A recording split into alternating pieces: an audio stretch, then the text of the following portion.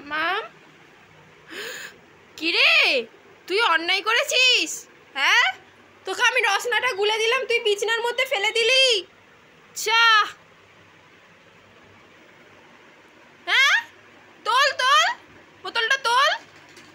খাবি না তো রেখে দিতে হয়, ফেলে দিয়ে নষ্ট করলি। হ্যাঁ ঠিক করেছি। হ্যাঁ, এবার এটা কে রোদে দেবে? কে রোদে দেবে? ফেলে দেবো? এটা কিনতে হয়নি, ফেলে দেবো?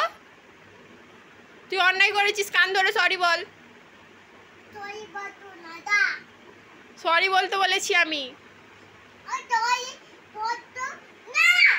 পিঠের চালে দুঘা দেবো? হ্যাঁ